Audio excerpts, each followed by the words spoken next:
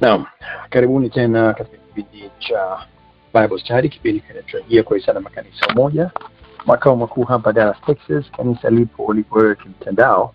Ni siku nyingine tena ambayo Mungu ametuandalia, tunamshukuru Mungu tumeweza kuwa pamoja. Inasomeka kuwa ni Juni 26, Alhamisi kwa huko Marekani. Kwa inamaanisha kwamba ni ile Alhamisi ya mwisho wa mwezi. Kipekee kabisa unapata nafasi ya kuweka kipindi cha maswali na majibu kwa dakika 90. Yatakuwa ni maswali yoyote yale ya Kikristo uliotoka nayo kokote pale. Inawezekana katika masomo ambayo umeweza kusikiliza katika kipindi hiki ama kwingineko, ambapo tunaweza kupata nafasi ya kujadiliana pamoja kama Wakristo na kuweza kujiweka vizuri zaidi katika safari yetu ya Ukristo. Kwa kawaida kipindi hiki kwa muda huu kinakuwa hakina mwalimu rasmi ambaye anafundisha, bali kuna msururu wa walimu ambao wako katika kipindi, wanaweza kupata nafasi ya kuchangia ama kujibu swali kwa hiari. Lakini vile vile wewe ambaye upo hewani kwa hivi sasa unaweza kupata nafasi hiyo vile vile. Kwa hivi sasa line yetu basi ipo katika mute. Tutakapofika ule muda utabonyeza alama ya nyota nambari 6 na utakuwa hewani ama kuuliza swali ama kujibu swali. Kwa hivi sasa basi, kwa mara ya kwanza naomba chukua nafasi kukaribisha kwa mara ya kwanza siku ya leo mchungaji kiongozi wa Makanisa Moja, Reverend Dr. Abson Nasua, atatufungulia kipindi kwa sala ya jioni. Karibu tena Dr. Nasua. Amen. Tuombe.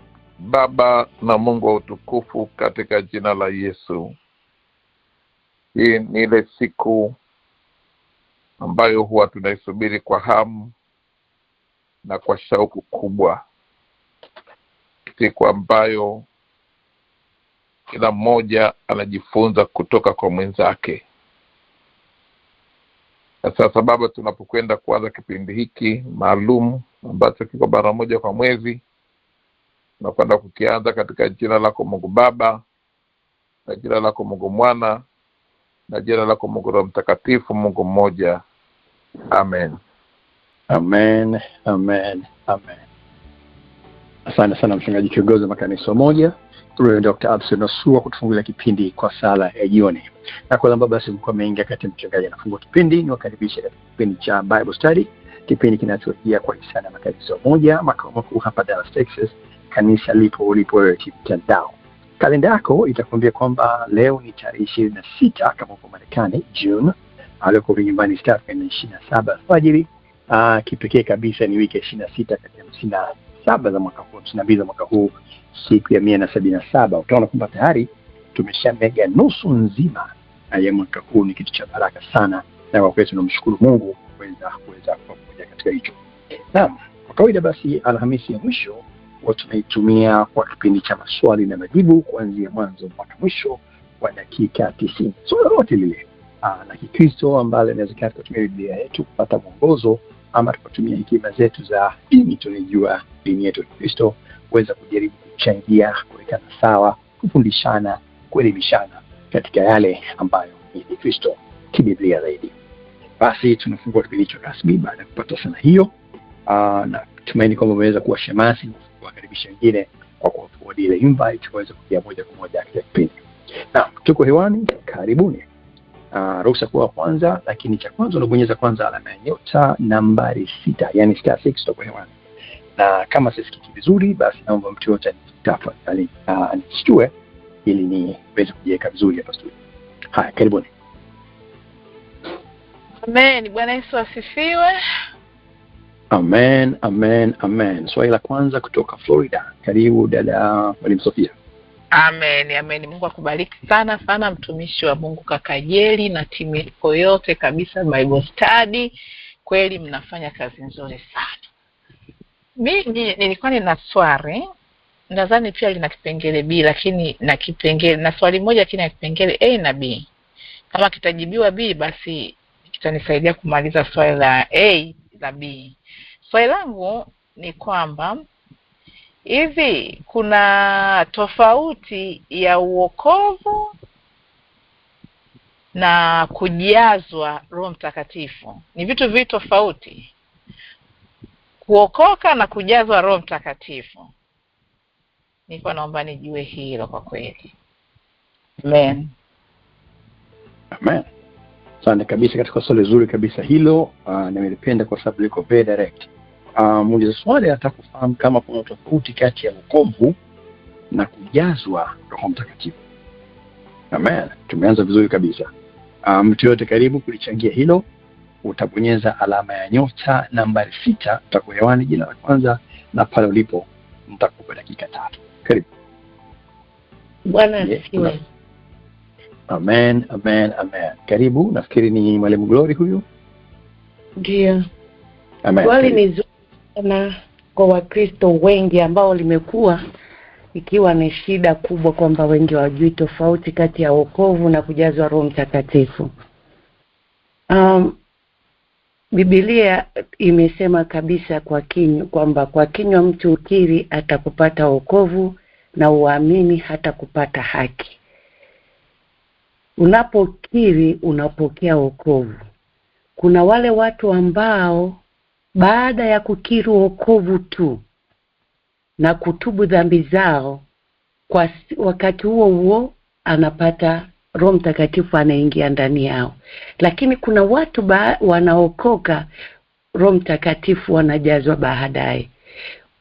Wokovu ni kumpokea Yesu kama Bwana na Mwokozi wa maisha yako.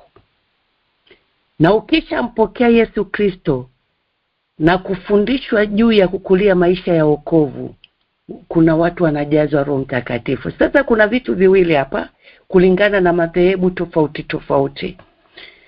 Na hapa siongelei madhehebu kwamba ninataka kufundisha juu ya madhehebu, hapana. Lakini ninataka kueleza kitu ambacho kinatokea. Wa Pentekoste wengi, mtu anapookoka anaingia kwenye darasa la wokovu, la kukulia wokovu, kufundishwa maana ya wokovu na kufundishwa jinsi ya kuishi maisha matakatifu. Baada ya hapo wale wanaobatizwa na maji mengi anafundishwa maana ya kubatizwa na maji mengi. Kuna watu wakiingia kwenye maji tu unakuta amejazwa Roho Mtakatifu. Lakini kuna watu ambao Mungu amewapa neema kwamba baada ya wokovu mwenyewe anavyomtamani Mungu, anavyolisoma neno la Mungu, anavyokuwa na kiu na Mungu, anajazwa Roho Mtakatifu kwenye kuomba. Kwa hiyo Roho Mtakatifu ni kipawa ambacho watu hupewa. Ndio maana ukisoma kwenye Matendo ya Mitume mlango ule wa 1 mstari wa 8, Yesu anawaambia msiondoke Yerusalemu mpaka mtakapojaa nguvu ya Roho Mtakatifu. Na Petro baada ya kujaza Roho Mtakatifu walipata ujasiri mpya, wakaanza kuhubiri kwa ujasiri.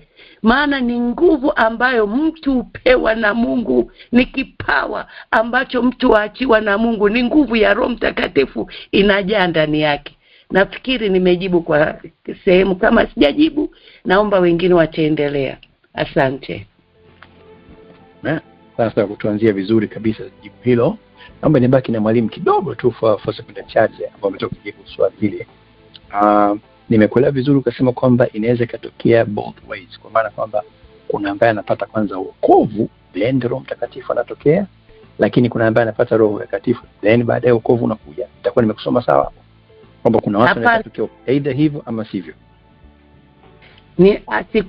Sikusema hivyo. Nimesema unapokiri wokovu, unapotubu na kumkiri Yesu Kristo, unapokea wokovu.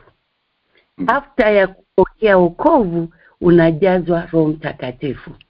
Nikasema hivi, kuna wale ambao wanafundishwa maisha ya wokovu, jinsi ya kujazwa Roho Mtakatifu. Baada ya kufundishwa anakuwa na kiu na hamu ya kujazwa. Baada ya ubatizo anajaa Roho Mtakatifu. Kuna wengine wana neema hapo hapo anapomkiri Yesu kwa kinywa chake na anajazwa Roho Mtakatifu. Ninaamini tuko watumishi wengi. Kuna mtu unamuombea toba ya kumpokea Yesu Kristo. Unapoendelea kuomba anapata neema hapo hapo, anajaa Roho Mtakatifu. Inategemea na kiu na hamu ya mtu ndani yake. Kwa hiyo mara nyingi Roho Mtakatifu huja baada ya wokovu. Tuendelee. Wewe ambao umeingia kwa kuchelewa, swali la kwanza ambalo tumeanza nalo hapo ni wokovu versus Roho Mtakatifu. Je, kuna tofauti? Umefanya nataka kuuliza. Angalia simu yako, utabonyeza alama nyota nambari 6 hapo hewani. Karibu. Bwana Yesu asifiwe. Amen, amen, amen. Mchungaji Mangesho, sasa karibu. Amen, asante sana kaka Jay, daktari wa Bible Study. Kazi ni njema. Ni swali zuri kabisa sana. Mimi ninaungana 100% na dada yangu Mwalimu Gloria kwamba ni kweli kwamba the moment mtu unapookoka unajazwa Roho wa Mungu anakuingia. Kumbuka Roho wa Mungu ndio anayeleta ule, bila sema kwamba tazama yanakuwa mapya, ya kale yamepita. Nafsi roho yako inabadilishwa, kunakuwa na ile connection na Mungu. Lakini pia wakati mwingine kama ni neno huwa linakuwa ni tofauti kidogo, kunakuwa na ujazo wa pili, labda niseme kwamba unakuwa unajazwa Roho wa Mungu lakini unavujiwa nguvu yake. Ukiangalia kitabu cha Matendo ya Mitume ule mlango wa 10, Matendo ya Mitume ule mlango wa 10, niko tayari kusoma, lakini labda tunajua kuna kwa na taratibu kiongozi wa Bible Study anasoma, kwa hiyo sijui nisome au nisubiri mwingine asome.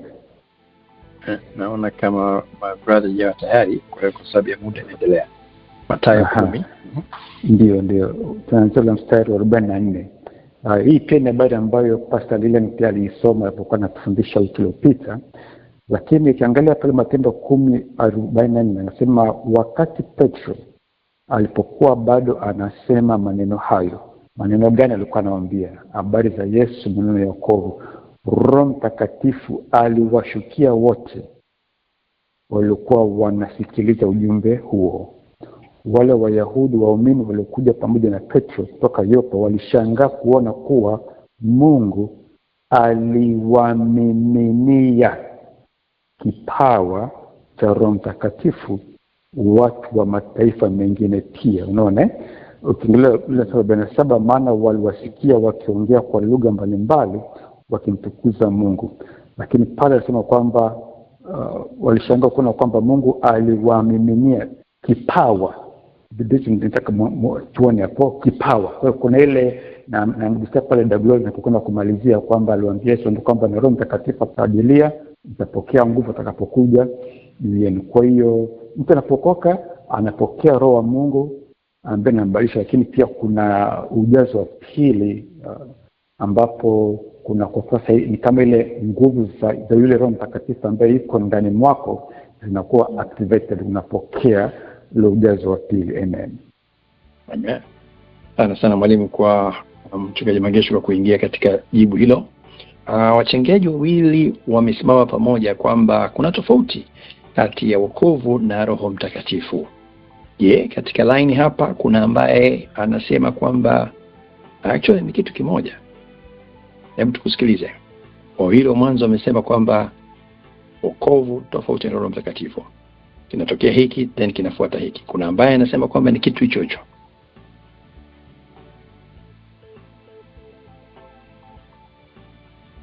Kwa ukimya huo nafikiri naweza nikarudi Florida. Muuliza swali Mwalimu Sofia, nafikiri umeweza kupata jibu hapo. Si kitu kimoja, vitu viwili tofauti. Na imekuja na mifano nini kinatangulia kwa kawaida. Tuko pamoja? Amen, amen, amen, amen, amen. Sasa swali langu, yes, kumbe ni vitu viwili tofauti. Sasa je, nani ambaye yangu hiyo, nani ambaye anastahili kujazwa Roho Mtakatifu? Nani ambaye anastahili? Na kipi kinaanza katika huyo anayestahili, wokovu au kujaza Roho Mtakatifu? Nitapigia mstari kwenye kustahili. Umesema nani anayestahili kupata wokovu au umesema nani anayestahili kujazwa Roho Mtakatifu? Nani anayestahili kujazwa Roho Mtakatifu, kwa majibu ya watumishi wa Mungu Pastor Mangesho na dada Glory. Na kipi kinaanza? Yaani katika mimi hapa Sofia ambaye nilikuwa pengine sijamkiri, sina salvation, sina Roho Mtakatifu. Sasa kipi kinaanza ili niweze kukutana na hivyo vitu, salvation au kujazwa Roho Mtakatifu? Amen. Haya, swali limeweza kusikika vizuri hilo. Bwana Yesu asifiwe. Amen, amen, amen.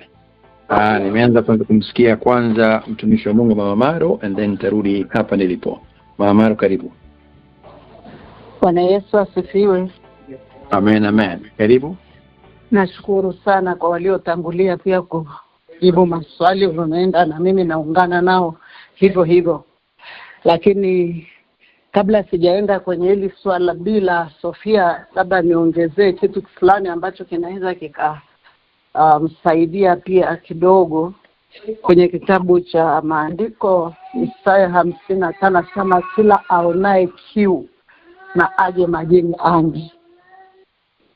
Kujazwa Roho Mtakatifu sina uhakika, sidhani.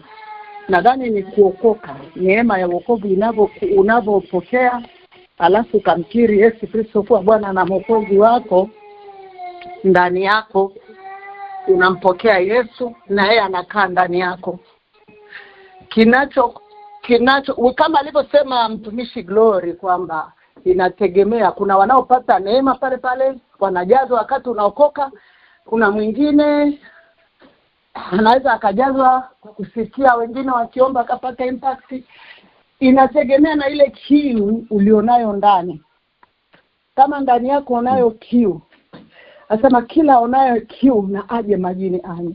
Kiu yako na yale matamanio ya ndani ndio yanayosukuma unaweza ukajazwa na Roho Mtakatifu. Kwa sababu mnaweza mkaenda wengi, wengine wakajazwa, wengine wasijazwe. Ile kiu ya ndani. Kwa hiyo nadhani unaokoka, unampokea Kristo kwa Bwana Mwokozi wako, anapoingia ndani na Roho Mtakatifu anaingia, and then unakuja kujazwa na hicho kipawa. Unaweza ukajazwa hapo hapo au unaweza ukajazwa siku nyingine. Na kujaza kwako pia kinategemea na ile kiu ya ndani ulio nayo. Amen. Amen. Sana Mwalimu Maro kutoka pale Wichita, Kansas kwa kuingia hapo. Kumbuka basi tuko sehemu ya pili, nani anastahili kujazwa na Roho Mtakatifu na nini kinaanza? Itakuwa ni wokovu ama ni kujazwa kwa Roho Mtakatifu? Nini nilikusikia? Karibu. Amen. Bwana Yesu asifiwe. Amen. Mimi kwa kweli I don't think itatofauti alichosema Mama Maro. Nilikuwa nataka kusema kwamba swala la kujazwa kwa Roho Mtakatifu ni kiu. Unaweza ukawa wewe ni Mkristo wa kawaida, lakini ukawa na kiu ya kujazwa na Roho Mtakatifu na ukaipata bila kusema kwamba bila kwenda kwenye wokovu, kwamba hichi ni kipawa ambacho kimepewa bure kwa kila aaminie.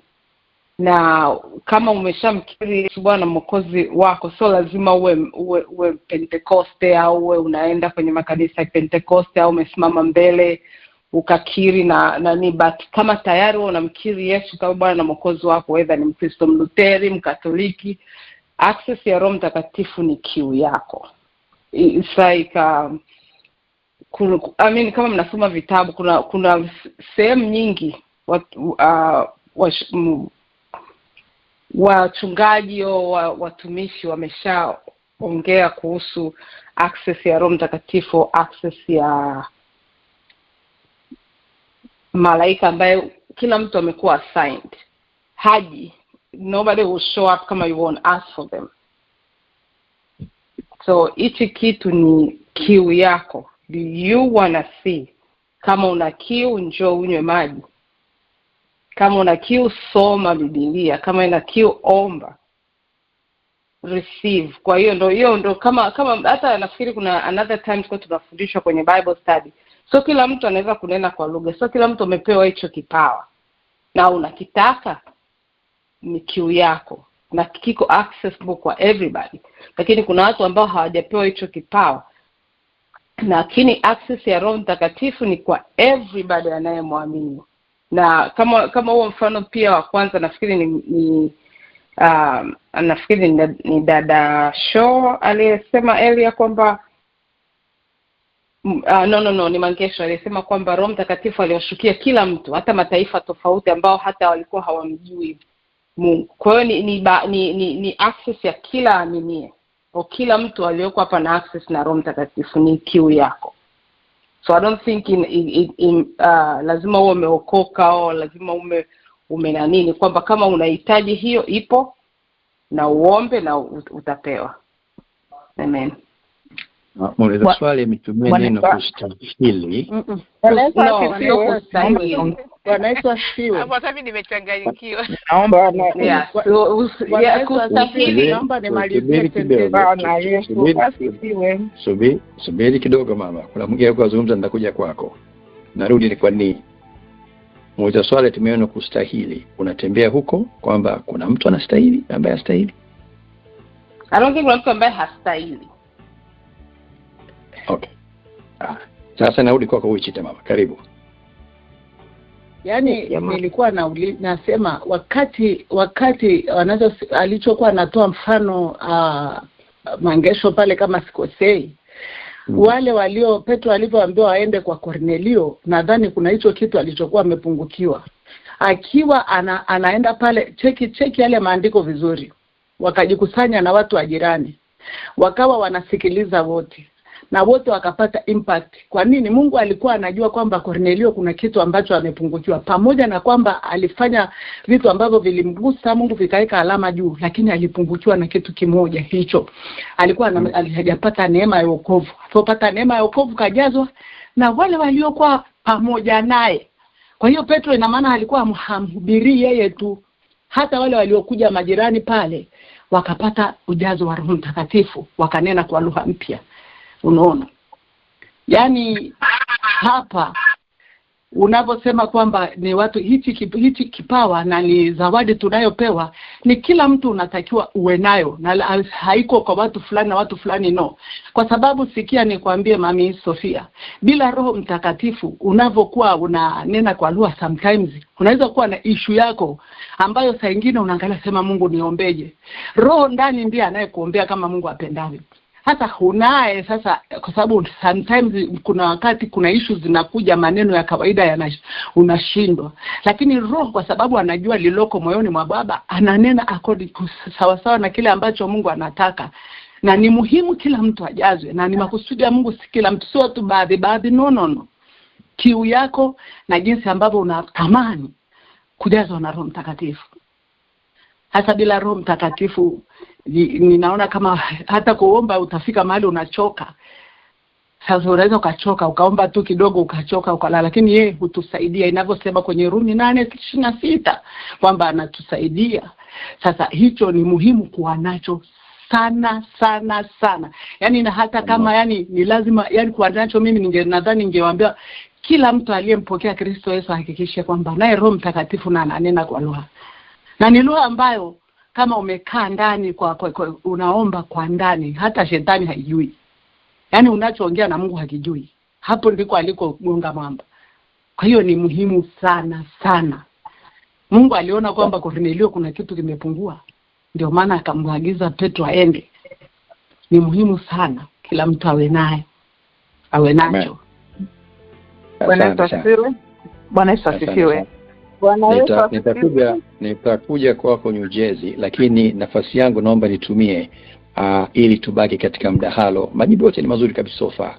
Swali la pili ama follow up, amepigia mstari kwenye kustahili. Amesema nani anastahili kujazwa na Roho Mtakatifu? Na nini kinaanza? Wokovu ama Roho Mtakatifu? Kwa hivyo tunapoingia katika huu mdahalo, mmoja swali nataka kujua nani anastahili. Tusiingie sana kwenye wokovu ni nini, kunena kwa lugha ni nini. Nataka kujua tu nani anastahili kujazwa Roho Mtakatifu na nini kinaanza.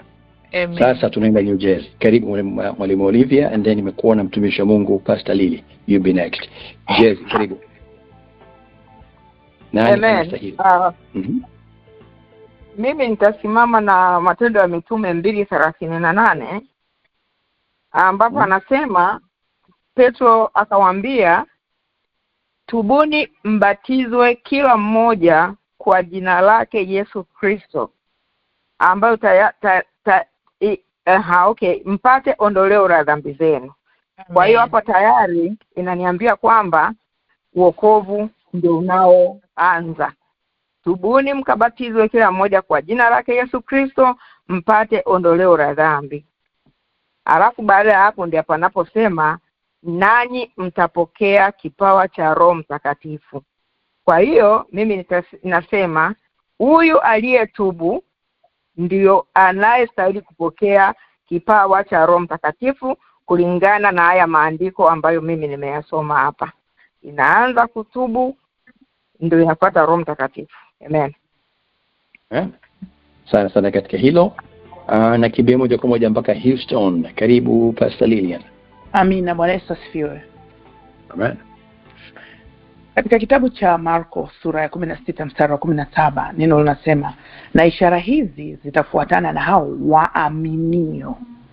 Kwa jina langu watatoa pepo, watasema kwa lugha mpya. Kinachoanza ni ile kuokoka. Waaminio, unaokoka kwanza, then Roho Mungu atakuwa ameshakuwa tayari wewe kwa ajili ya wewe kupokea kipawa chochote au kujazwa. Kupokea kipawa au kujazwa is the same thing. Ni wewe kutaka. Ikipo kwa kila mtu, hajachaguliwa mtu hapa, hajabaguliwa mtu. Hii karama au huku kujazwa kupo kwa ajili ya kila mtu anayeamini, na ishara hizi zitafuatana na wao waaminio. That's what the Bible says. It's very simple. Kwa hiyo anaanza mtu kuamini, anampokea Yesu, then Roho Mungu anafanya makao ndani yake. Akitaka kunena kwa lugha, akiwa na hamu, kipawa kitamshukia. Very simple. Amen. Amen. Asante sana. Nikaribishe mtu mwingine. Kumbuka line yako katika mute, unabonyeza alama ya nyota nambari 6 jina la kwanza pale ulipo. Takupa dakika 3. Dada Mesa, karibu. Amen. Amen. Asante sana na asante pia kwa wote ambao wamekwisha kujibu. Mungu awabariki sana. Mimi nitapenda tu kuwekea mkazo hapo kwa sababu inaonekana kwamba mtu unafikiri kuwa Mkristo. Let's say umekuwa Mkristo, unakwenda kanisani, wewe uko sawa, kwa sababu kuna wengine wanasema kwamba si lazima uokoke. Yani it means wewe ni Mkristo, tayari unao hiyo access ya kujazwa na Roho Mtakatifu. Lakini tuweze kujua maana wokovu ni nini, kwa sababu ukichajua wokovu ni nini, ambao kwamba unatakiwa uipi kinatangulia, ni kwamba lazima uokoke. Na maana ni lazima umkiri Yesu kuwa Bwana na Mwokozi wa maisha yako, na katika kumkiri Yesu na maana lazima utubu. Ukishatubu ndio hivyo karama hizo zinafuatia. Kwa hiyo kuokoka ni kule kutubu ndio kuokoka. Kwa sababu unasema kwamba unaweza kusema Yesu nisamehe dhambi zangu, akakusamehe, alafu ndio unaokoka. Lakini yani kwamba ninachotaka kusema kwamba kutubu ndiko kuokoka kwenyewe. Kwamba unaomba msamaha, unaomba maisha yako kubadilika, ndio unaokolewa, alafu ndio vipawa vinafuata. Yani tuweze kujua, kwa sababu mtu mwingine anakuwa labda ujui wokovu maana yake nini. Maana ya wokovu ni wewe kutubu na kuacha dhambi. Kama mama alivyotoa mfano wa Cornelio yule ambaye alikuwa anatoa sadaka, alikuwa anafanya mambo mema sana. Lakini pamoja alikuwa anatoa sadaka, anafanya mambo mema sana, alikuwa bado hajaokoka. Ndio maana Petro akatumwa kwake ili aweze kumfundisha Biblia na aweze kukiri sasa, ili sasa katika zile sadaka zake ziweze, kwa sababu alipokuwa alikuwa anafanya mema kabisa kama Wakristo wengine wanafanya mema, lakini kwa sababu alikuwa hajakiri, ndio maana Petro alitumwa kwake ili aweze kumkiri. Sasa na vyote anavyovifanya viweze kuingia katika baraka ya wokovu, na kunena kwa lugha ndio kulipofuatia hapo. Amen. Amen. Sana kwa jibu lako zuri, Mwalimu Mensi kutoka pale Connecticut. Naomba nibaki na wewe kwa kama dakika moja hivi. Umeanza vizuri. Kuna sehemu moja ambayo nataka kusimama na muuliza swali, ndio nafasi yangu. Kwa maana hiyo basi nitakuwa nimekusoma sawa kwamba yule ambaye hajaokoka hastahili, kwamba lazima uwe umeokoka ndio unastahili? Ndio, kwa sababu maana ya kuokoka ni nini? Tujiulize. Okay. Nini maana ya kuokoka? Maana ya kuokoka ni kumkiri Yesu kuwa Bwana na Mwokozi wa maisha yako. Na kumkiri Yesu ni kufanya nini? Kutubu. Ndio Yesu alikuja kusema tubuni ili ondoleo la dhambi litoke kwetu sisi, ndio tunapata wokovu. Ina maana kwa kinywa chako unakiri kwa moyo unaamini, ndio wokovu. Na kitaanza nini kati ya wokovu na Roho Mtakatifu? Inaonekana kama kitaanza na wokovu, ndio. Naanza na wokovu, ndio. Amen. Amen. Sounds good. Pamoja tunaendelea vizuri hapo. Unasemaje? Umepata majibu yako? Dada Sofia kutoka pale Florida. Kwanza nawashukuru watumishi wote waliopata neema ya kujibu, wamejibu vizuri sana. Na wakati wanajibu nilikuwa na mimi napitia maandiko ambayo hiyo Matendo ya Mitume sura ya 10, Matendo ya Mitume sura ya 2. Kwenye sura ya 10 nikagundua kwamba huyu Kornelio tayari alishakuwa ametengeneza mazingira ya utaua, ya utakatifu, ya kumpendeza Mungu, na Mungu akatuma mjumbe ili akamalizie kilichobaki, kama ambavyo mtumishi wa Mungu Messi amesema. Lakini ukiangalia tayari alishajitengenezea mazingira mazuri ya kukubalika na Mungu. Na ukienda kwenye Matendo ya Mitume ile sura ya 2, unaona pale anasema hivi, kitu ambacho pia nacho nyewe kulikuwa kuna maandalizi pale. Anasema hata ilipotimia siku ya Pentekoste. Kwa mfano sisi leo tunasema tuna kongamano letu mwezi wa 3 la umoja. Kwa hiyo hata ilipotimia siku ya kongamano letu la umoja, watu walijazwa, wakanena kwa ndimi. Ina maana kulikuwa kuna maandalizi mpaka siku ile ya kutimia kongamano. Watu walikuwa wanaomba, walikuwa wanatamani watu wafunguliwe, walikuwa wanatamani watu wakanene kwa lugha, walikuwa wanatamani watu wapokee uokovu. Kwa hiyo siku ile ya kongamano, moto pale uliwaka, kila mmoja alifunguliwa. Kila mmoja alipokea nini? Kipawa, au alipokea nguvu za Roho Mtakatifu. Kwa hiyo kuna maandalizi hapa, ina maana yalikuwa yamefanywa kuandaa hawa watu kupokea nguvu ya Roho Mtakatifu. Kwa hiyo mimi nakubaliana na majibu mazuri yote ambayo yamesema ya kwamba wokovu unaanza, baadaye unafika kujazwa na Roho Mtakatifu. Lakini pia maandalizi ya mtu kumuandaa kupokea hiyo nguvu yanatakiwa sana. Ukisoma kwa mapana hivi vitabu utaona kabisa kulikuwa kuna maandalizi, kuna previous preparations kwa zinafanyika ili watu wajazwe, ili watu wapokee. Mungu awabariki sana sana sana sana. Kweli nimebarikiwa, afu nimesikia amani. Amen. Amen. Asante sana mtumishi wa Mungu katika hilo.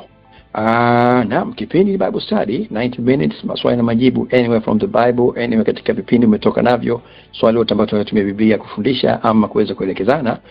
Theluthi ya kwanza imekatika vizuri kabisa. Tunaenda katika theluthi ya pili. Swali jipya. Angalia simu yako, alama ya nyota nambari 6 itakutoa katika mute. Utajitambulisha japo kwa jina la kwanza na pale ulipo.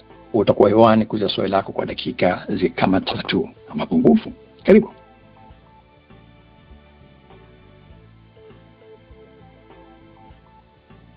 Karibu. Bwana Yesu asifiwe. Amen. Karibu Mishi Mama Maro. Nashukuru Mungu sana kwa kila mmoja ambaye anapata neema. Tunachangia ndio Bible Study hii, tunahitaji tujifunze kabisa. Nilikuwa na swali ambalo huwa najiuliza na kila siku ninaweka njia panda, aidha naelewa au sielewi, lakini kwa sababu kuna Bible Study na tuko watu tofauti huku na kila mtu kapata neema, nadhani Mungu anaweza akanipa neema ya kulitambua leo. Biblia inasema, mwenye Biblia hapo anisaidie, siko kwenye mazingira ya kufungua Biblia, sikumbuki mstari exact, lakini kila mtu atajua kwamba dhambi zote huwa zinasamehewa isipokuwa dhambi ya kumkufuru Roho Mtakatifu. Mwenye Biblia anisomea ataona. Kiswali langu linakuja kwamba huwa najiuliza, hiyo dhambi ya kumkufuru Roho Mtakatifu ambayo haisamehewi ni dhambi gani?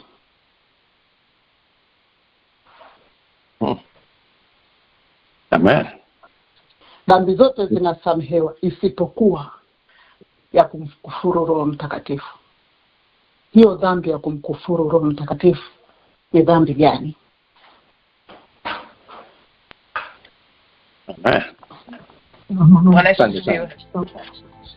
Amen. Niruhusu kidogo dada Messi niliphrase swali vizuri ili watu wengi tuweze kuwa pamoja. Mwanzo swali inasema kwamba sahau mstari gani katika Biblia, lakini ufahamu wake ni kwamba dhambi zote zinasamehewa kasoro moja, ama kasoro zile za kumkufuru Roho Mtakatifu. Hata kujua dhambi hiyo ni ipi na kama kuna mtu anaweza kabukua vile vile tukapita kwenye Biblia. Mwalimu Mesa anaonekana alikuwa tayari anamwangaza. Karibu sana, tuendelee. Nafikiri neno hilo kama sijakosea liko katika Mathayo 12 kwenye 31 mpaka 32 kama sijakosea. Mathayo 12 31 kwenye mstari 31-32. Amen. Amen. Amina. Mimi kujibu kwa uelewa wangu unaojua na jua kwamba kumkufuru Roho Mtakatifu ni vile ambalo kumfanyia kejeli, au watu wengine wanafanya mchezo, watu wengine wanadharau wengine vile wanapokuwa wananena kwa lugha, au mtu anaposema labda Roho Mtakatifu amesema nami, na kama ni kweli kabisa Roho Mtakatifu amesema naye, na huyo mtu kama ni kweli kabisa ananena kwa lugha kwa moyo wa Roho Mtakatifu, alafu mtu mwingine anafanya maziara, yani huko mimi nafikiri ndio kumkufuru, kwa sababu ni kama vile umemdharau Roho Mtakatifu kile ambacho anakifanya. Amina. Labda mtu mwingine anaweza kufafanua zaidi. Samahani. Amen. Asante sana kwa kutuanzishia jibu la swali hilo, na kwa sababu umeweza kuidentify mstari, basi ngoja nitumie muda hapa kidogo nijaribishe kupita. Umesema Mathayo 12:31 nafikiri mpaka 37. Basi nitajaribisha kusoma vile maandiko. Mathayo 12:31-32 nafikiri hapo ya. Amen. Mathayo 12:31 nasoma kama ilivyoandikwa. Kwa sababu hiyo nawaambia, kila dhambi na kila neno la kufuru watasamehewa na wanadamu, ila kwa kumkufuru Mtakatifu hawatasamehewa. 32 anasema, naye mtu yoyote atakayenena neno juu ya mwana wa Adam atasamehewa, bali yule atakayenena neno juu ya Roho Mtakatifu hatasamehewa katika ulimwengu wa sasa wala katika ule ujao. Kwa hivyo muuliza swali ameweza kuidentify mstari katika Biblia ambao hilo neno lilikuwa na mtatiza kidogo mtumishi wa Mungu lilipo. Sasa nikipita kule alipokuwa anafita na swali lake, alitaka kufahamu dhambi hiyo ni ipi. Swali limekaa hapo. Tumeweza kutambua mstari. Dada Mesa ameanza vizuri kabisa pale. Sasa tuendelee. Dhambi hiyo ni ipi? Mstari anasema atakayenena neno juu ya Roho Mtakatifu atasamehewa. Je, ndipo jibu lilipo? Upo katika mute, bonyeza alama nyota namba 6. Bwana asifiwe. Amen, amen, amen. Karibu tena Mchungaji Mangesho. Amen, amen. Nashukuru sana. Kuangalia hapo, hebu tuangalie kidogo katika ni context ya mstari. Tukiangalia Matthew kitabu cha Mathayo ule mlango wa 12 mstari wa 28. Kumbuka Yesu alikuwa anawatoa watu mapepo, na wakawa wanamwambia kwamba huyu jamaa anatumia nguvu za giza kutoa pepo. Mathayo 12:28 anasema kwamba lakini ikiwa ninawafukuza pepo kwa nguvu ya Roho wa Mungu, basi jueni kwamba ufalme wa Mungu umekwisha kufika kwenu. Unaona? Sasa ukirudi mstari wa 27, sema nini nasema nawafukuza pepo kwa uwezo wa Belzebuli. Je, wafuasi wenu wafukuza kwa uwezo wa nani? Kwa sababu hiyo wao ndio watakao wahukumu ninyi. Sasa ukishuka chini anasema kwa sababu hiyo nawaambia ni watu watasamehewa dhambi na kufuru zao, lakini hawatasamehewa dhambi ya kumkufuru Roho wa Mungu. Kumbuka Roho wa Mungu ndiye anayewaleta watu kwa Mungu. Unaona? Kwa hiyo ukimkufuru au ukimkata yule ambaye ndio anakusaidia kukuleta wewe kwa Mungu, hakuna tena njia nyingine ya kukusaidia kukuleta wewe kwa Mungu. Wala nasema tunapokwenda kumalizia ili usamehewe dhambi zako, Roho wa Mungu ndiye anayekuleta kwa Mungu. Na ukimkufuru yule ambaye ndiye anayetakiwa kukuleta kwa Mungu, je, dhambi zako zitawezaje kusamehewa? Kwa hiyo ndio context ya huo mstari ndio kuangalia hapa. Yesu alikuwa anatoa pepo kwa Mungu. Wale wanasema kwamba anatumia mapepo kumtoa alitumia nguvu ya pepo kwa wakawa na mkufuru Roho wa Mungu ambaye ndiyo line ya kuleta Yesu ya kuleta watu kwa Mungu. Kwa hiyo nadhani ndivyo kwa leo wangu mimi nadhani hiyo ndio maana kumkufuru Roho wa Mungu, ni kwamba hiyo dhambi itasamehewa. Yaani uweze kusamehewa dhambi yako kwa sababu yule ambaye ndo anatakiwa akulete unamkufuru. Amen. Asante sana katika changizo hilo. Kuna mtu amenitumia ujumbe hapa. Anasema kwamba kwa hiyo ukishanena vibaya kuhusu Roho Mtakatifu ndio imetoka. Sababu mstari wa 32 imesema hutasamehewa hapa wala mbinguni. Nimeanza kuweka changizo ambalo umeweza kuweka. Bwana Yesu asifiwe. Amen. Karibu toka DC. Amen. Asante brother J. Mimi kwa kuongezea tu, samani kidogo, niko na mtoto hapa anapiga kelele. Kwa kuongezea tu kwenye hilo swali, tunaweza kusoma kwenye kitabu kile cha Waebrania sura ya 6. Waebrania sura ya 6 mstari ule wa 4 mpaka wa 6. Na Mungu anasema, kwa maana hao waliokwisha kupewa nuru na kukionja kipawa cha mbinguni na kufanya washirika na Roho Mtakatifu na kulionja neno zuri la Mungu na nguvu za zamani zijazo, wakaanguka. Baada ya hayo haiwezekani kufanywa upya tena hata wakatubu, kwa kuwa wamsulubisha mwana wa Mungu mara ya pili kwa nafsi zao na kumfedhehi kwa dhamiri. Kwa nafikiri mistari hii mitatu hii inaweza kutusaidia kutambua kwamba kama mtu alishaonja ule uzuri na kukaa ndani ya Mungu, yani kwamba kile kipawa cha Roho Mtakatifu kikawa ndani yake, akawa na operate kabisa kwa nguvu za Roho Mtakatifu, lakini ikahappen kwamba akaanguka na akaanza kukashifu zile kazi za Roho Mtakatifu. Neno la Mungu linasema kabisa hata kwenye mstari wa 5 kwamba alishalionja lile neno zuri la Mungu na nguvu za zamani zijazo, then akaanguka. Baada ya hapo haiwezekani kufanywa upya tena hata wakatubu. Ndio kama alivyosema mtumishi wa Mungu Pastor Mangesho kwamba roho yule ndio anayemsaidia mtu hata katika kutubu na kutengeneza, lakini kama huyo umemkufuru atakusaidiaje tena? Kwa hiyo inakuwa ni ngumu. Huo ndio mchango wangu, watumishi wa Mungu. Amen. Sana dangu Margaret kutoka pale DC kwa changizo lako zuri kabisa hilo. Nimeona line kutoka Arusha inamulika. Karibu. Asante mtumishi wa Mungu. Bwana Yesu asifiwe. Amen. Kulingana na mstari tuliousoma wa kumkufuru Roho Mtakatifu, maana yake ni nini? Ni kuzikataa kazi za Mungu na miujiza yake hata kama unaziona wazi. Hiyo ndio kumkufuru Roho Mtakatifu. Unayaona matendo ya Roho Mtakatifu, unaona ishara anazozifanya, unazikataa hata kama unaziona.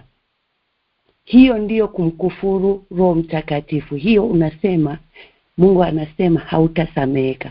Unaona pale watu walikuwa wanakombolewa, mapepo yanatoka kwa jina la Mungu na kwa nguvu za Roho Mtakatifu, wanakataa. Hii anafanya kwa roho ya Mezabeli, wamesema. Maanake wamekataa ile kazi za Mungu, ile nguvu ya Mungu.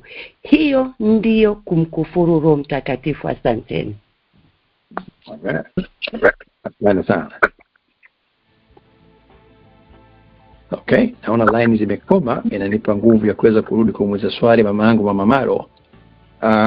Umetufundisha kitu hapo kwamba vipo, lakini kipo kimoja ambacho hutasamehewa kamwe. Na tumeweza kupata mistari Biblia kadha wa kadha ambayo imejaribisha kutembea kwenye kuonyesha. Najua swali lako limesema ni dhambi ipi, walijaribisha kujibu, wamejaribisha kufungua kidogo. Vipi, tuko pamoja ama bado kidogo? Nilikuwa na mchango na kidogo Kakajeli kama bado Mama Maro hajajibu kutokana hilo swali. Karibu. Nimependa jibu la mtumishi wa Mungu dada Glory sana. Tunaona kazi za Mungu zinaendelea, mtumishi anafanya mambo, watu wanafunguliwa, wanapokea uponyaji, alafu tunakufuru, tunasema si Roho Mtakatifu, ni nguvu nyingine. Sasa kwa hali ilivyo nyakati tulizokuwa nazo hizi, tutawezaje kujua kama hizo ni nguvu nyingine au ni Roho Mtakatifu? Na kama ni hivyo, tumekufuru wangapi watumishi wa Mungu? Amen. Amen. Naweza nikasema kwamba umechomeka swali, ukuchangia swali. Tutaliweka pembeni, tutalijia hapo. Mwenye swali yeye alikuwa ametaka kujua ni dhambi ipi, na nitakuja kwako baada ya kurudi kutoka pale Wichita. Mama Maro, najua alikutafadhali kidogo kwamba hakuwa katika sehemu nzuri ya usikivu, kwa inawezekana hali si hali kwa pale. Bwana Yesu asifiwe. Bwana Yesu asifiwe. Amen, amerudi. Karibu. Nasikia nimeshaingia chobingo. Yaani nasema hivi, kwa hiyo ina maana sasa. Yaani ni sawa. Kama ni hivyo, ni hatari sana sana. Kwa sababu tunaongea sana.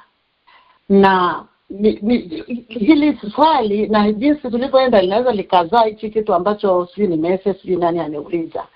Kwa hiyo sasa kama ni hivyo, ina maana sasa kunyooshea kazi za Mungu kidole ambazo huna uhakika ni kama vile unakufuru. Kwa hiyo ina maana sometimes tunatembea katika dhambi sana, kwa sababu ni hatari sana sana.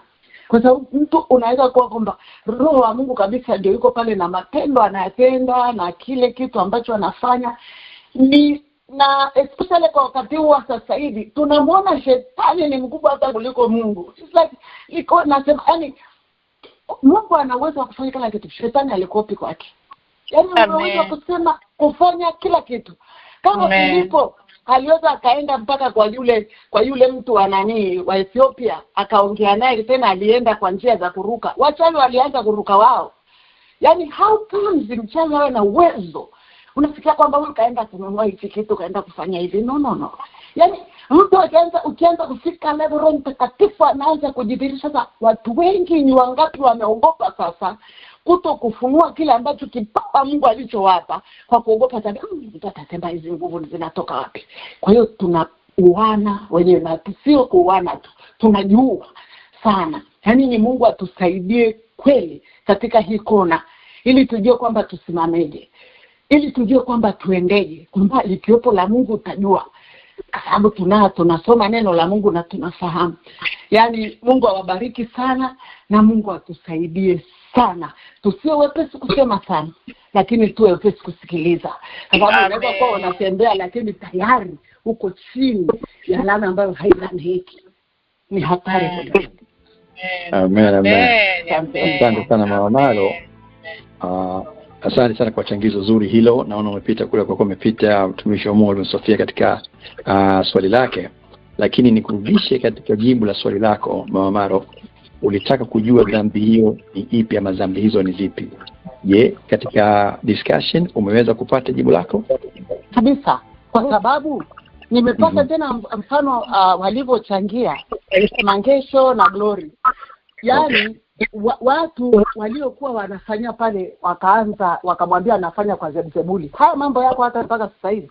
Kwa hiyo wakati Roho wa Mungu anaopitia kwa mtu anafanya kazi, unaanza kupoint finger. Unakuta mtu anaanza kuangalia, hauoni utukufu wa Mungu, anaanza kuona negative.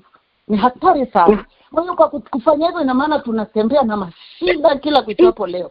Hiyo kona inakuwa kama haionekani, lakini tunatakiwa tuwe makini kweli. Sasa unaweza ukaenda kumbe umeshakuwa kwenye chini ambayo ni kitu cha. Hakuna kitu kibaya kama kukufuru. Yaani unamponda Roho wa Mungu ambaye ndiye anayefanya hilo jambo. Ndio unayemponda. Sio kwamba unamponda yule mtu. Kwa Mungu atusaidie. Nimeelewa, asante sana. Mungu awabariki. Mungu awabariki wote waliosimama wakachangia. Amen. Asante sana katika hilo. Katika ambao tuko katika kipindi kuna watu kama 3 utakuwa umesikia simu yako ikitaarifu kwamba umekuwa muted. Usishtuke. Tumekuwa tunapata some noise tofauti na anayekwenda katika kipindi, kwa hivyo tukabonyeza kwa kuweka katika mute ili tuweze kuwa salama kabisa. wakati ambao tunaingia sasa katika theluthi ya pili. Theluthi ya tatu ni sehemu ya mwisho ya kipindi hichi kwa dakika nyingine 30 katika maswali yetu kwa siku ya leo. Mambo yameenda vizuri kabisa. Nimefurahi kwamba discussions zinakwenda vizuri. Tumeanza kupata maswali kama 4 na tumeanza kupata majibu zaidi ya mangapi? Zaidi ya 14 so far. Tunaenda vizuri kabisa. Endelee sasa katika maswali mapya.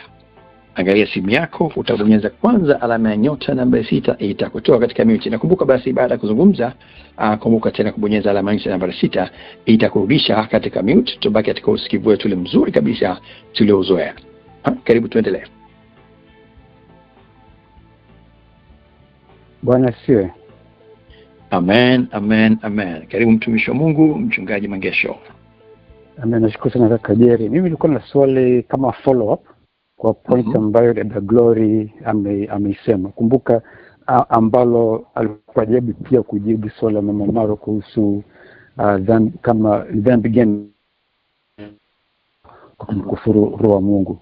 Kwa swali langu swali ambalo nataka kuuliza kutoka na ile point ambayo dada Glory aliuliza aliyosema. Kwa mfano mimi nimekwenda kwenye madhabahu au kwenye mkutano wa mtu, muujiza ikawa inatokea pale, nikaanza kukufuru, nikasema man, huo ni uongo, kinachotokea hapo sio sawa, huyo sio roho wa Mungu, huyo ni roho wa shetani, na tuashumi roho wa Mungu anafanya kazi. Okay, maana Sofia aliuliza pale kwamba tunajua kama ni roho wa Mungu sio tu kwenye ukurasa moja ni roho wa Mungu, lakini nikaanza kukufuru pale. Hiyo ni mbaya, nikakaa pale. Lakini baadaye wakati jamaa anaita watu kuokoka, nikaanza kusema kwamba lakini kwa kweli nilichosema sio sawa. Nikaomba Mungu anisamehe. Kumbuka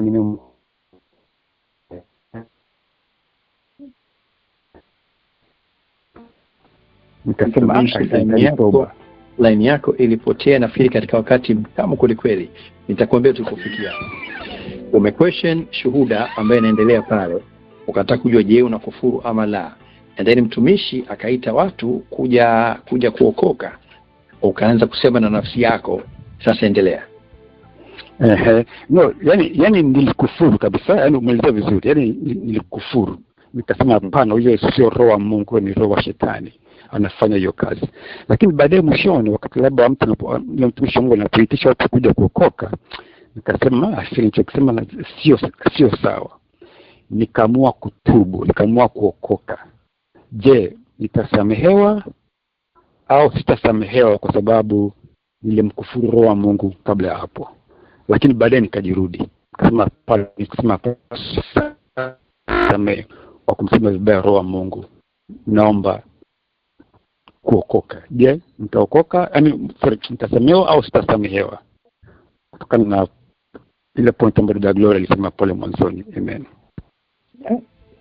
Sana. Nafikiri mama Maro alitaka kuhinti hapo vile wakati anatoa mrejesho wa jibu lile. Na basi nitaweza kuliparaphrase hapo tuweze kwenda pamoja. Scenario ni kwamba upo katika kongamano fulani, kuna vitu vinaendelea pale, aidha kwa sauti ama kwa moyo ukasema kwamba hapana, this cannot be right. Tunasema kwa umekufuru, na kwa sababu kinachoendelea pale ni swala la roho ya Bwana. Then katika swali la leo na katika mistari tulio tumeisoma pale, tayari sasa hapo umeshajichanganya, umeshaharibu kwa roho ya Bwana. Lakini kabla siku haijaisha, tena ukiwa pale ukajirudi, then ukaenda pale mbele kwenda kutubu ama kuokoka ama la. Mungu anasema kwamba kwa sababu tumeshasikia dhambi ile ambayo hutosamehewa ni ile ambayo unanena vibaya kwa Roho Mtakatifu.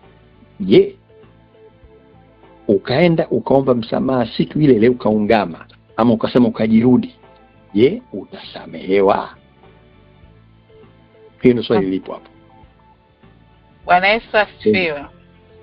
Amen. Karibu mtumishi wa Mungu dada Sofia kwa dakika 3, then nitakuja Tanzania pale. Amen.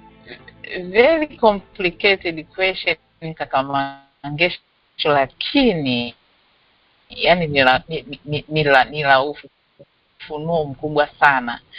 Nikimkoti mama Marwa alikuwa anazungumza hapo, yani unaona kabisa ameshajawa na roho, yani anazungumza na mzigo mkubwa ndani yake, ya kwamba sisi kama Wakristo hatupasi kufanya haraka sana kujaji. Nashinda kunukuu mstari sababu naendesha, lakini kuna mtu anasema usifanye haraka kuhukumu. Unapomkuta mtumishi yoyote anahubiri, mimi nimefuatilia wachungaji wengi sana, hata beba maono wetu hapa, sio mtu ambaye anamnyoshia mtu mkono kwa haraka hivi, mtumishi yote anayemwona anafanya. Lakini si kondoo tunayo tabia sana kunyosha sana haraka, kunyanyua mdomo kwa haraka. Kwa hiyo kwa hoja ya Mangesho, mimi nadhani kweli kukwepa ukoma, kuogopa ukoma usije kanipata kama Miriam, nadhani ninatakiwa kuwa na stamina sana kwenye kinywa changu kumhukumu mtumishi yoyote ninapomuona anafanya miutakatifu. Uende moja kwa moja kwa yule mtumishi aliyehubiri ya kwamba mimi nimekuja dokta, ni kwamba nilikuwa niko wrong, naomba unisamee, nataka kumpa Yesu maisha. Labda nadhani unaweza ukapokea uponyaji, lakini ukikaondoka. Lakini tu kikubwa ambacho nasema, mtumishi yoyote unayemuona ameitwa kwa jina la Bwana wa majeshi, unamuona mdogo, mnene, mwembamba, usifanye haraka kumjaji.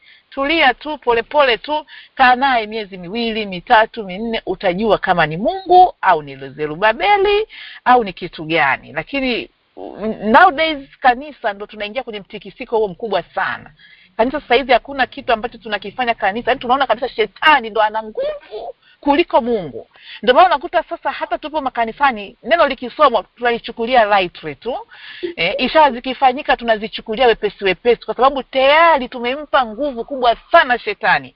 Tunaona Mungu hawezi. Ndio maana unamkuta jana Pastor alikuwa anahubiri hapa last ile Thursday, anasema unakuta mtumishi anachanganyikiwa, sio ni leo, sio ni jana, anachanganyikiwa mpaka anakwenda kwa waganga. Sababu tayari tumeshaona Mungu hawezi tena, ila shetani ndo ana nguvu. Na kama ana nguvu, siendi kwa shetani, kumbe ndo unapishana na uponyaji wako, unapishana na hekima ya Mungu, unapishana na uzima wako. Kwa hiyo nadhani hili ni darasa tu kwa mimi binafsi na kwa mwingine yoyote. Tusiwe wepesi sana kuhukumu, ila tumuombe Roho Mtakatifu sana. Na ndio maana mimi naogopaga sana. Amen. Amen. Yeah. Naona na line yake kidogo mtumishi inasumbua kidogo, bado tumeweza kukusikia. Asante kwa hilo. Labda nirudie swali ili tupite kwenye swali. Mmoja swali anasema upo katika kongamano, kitu kimetokea pale, ukatoa neno wewe umetamka ama katika nafsi yako ambacho una question kila kitu, kwa hivyo tunasema kwa umekufuru. Katika swali hili la Mamaro tulifahamu kwamba ukifanya hivyo hiyo ni dhambi sasa ambayo umemkufuru Roho Mtakatifu na hautasamewa kwa jinsi ambavyo tumeweza kudiscuss mwanzoni. Sasa mwenye swali anasema kwamba nipo pale nikajishtukia nikajirudi, je, nitasamehewa? Swali lipo tunapigia kwenye mstari kwamba je, utasamehewa? Tuendelee sasa. Bwana asifiwe. Amen. Karibu dada Mesa. Amina, asante. Nashukuru pia kwa swali, nashukuru kwa wote ambao wametangulia kujibu. Katika kujibu hilo, mimi nitasema ya kwamba ukisikiliza vizuri mstari aliosoma dada Margaret, nafikiri dada Margaret wa Washington, kuhusu kumkufuru Roho Mtakatifu, anasema kwamba wale waliokuwa ndani, na maana yule tayari ambaye tayari ameshajazwa Roho Mtakatifu, tayari anajua jinsi Roho Mtakatifu anavyo operate au anavyofanya kazi, and then huyo akataka kumkufuru kwa sababu zake tu, iwe ndani ya moyo wake au kwa nguvu kwa sababu zake tu, kwa sababu tatizo ni kwamba siku hizi hata kanisani, mambo ya Mungu, watumishi wao kwa wao wanashindana. Kwa hiyo kwa namna moja au nyingine ukakufuru na unajua kabisa kwamba hicho kinachotendeka ni Roho Mtakatifu, kwa sababu unaye ndani yako na unajua, wewe utasamehewa.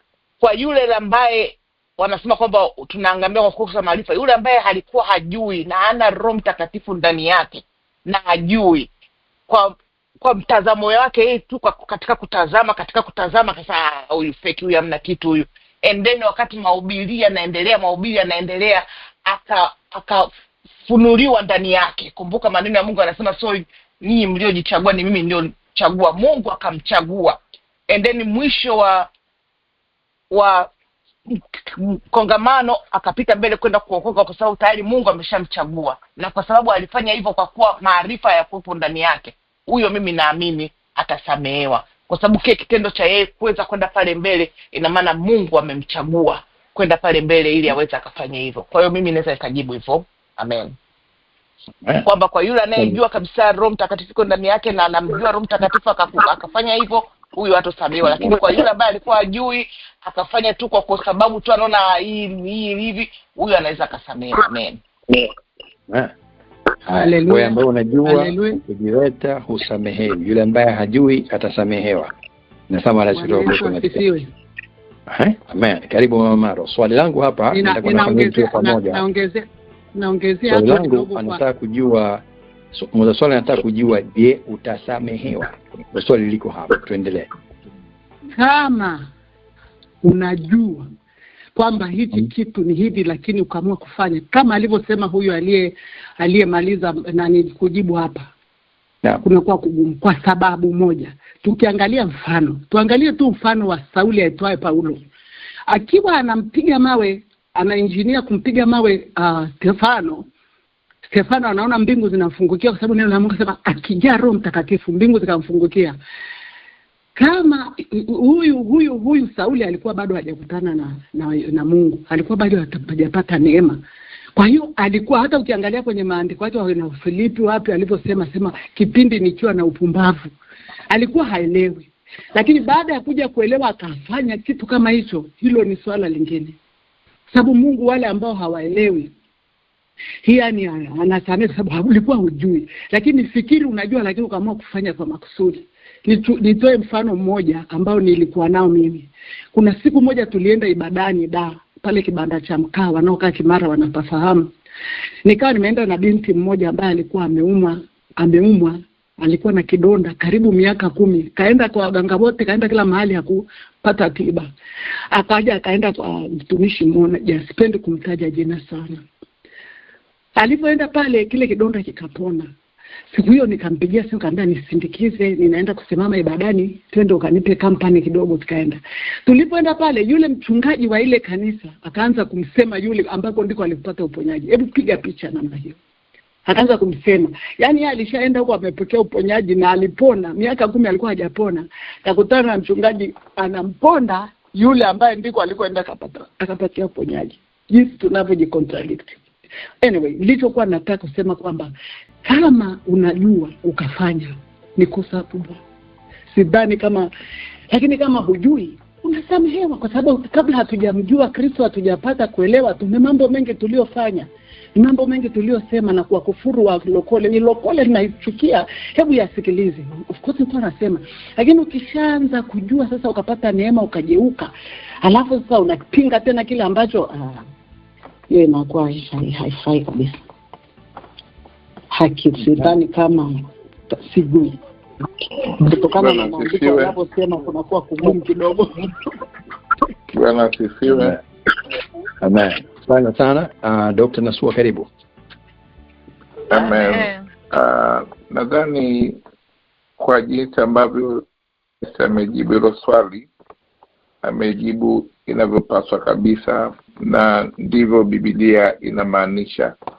Haimaanishi mtu yoyote, inamaanisha mtu ambaye ameshaingia ndani ya Kristo, anayejua maana ya Roho Mtakatifu ni nini.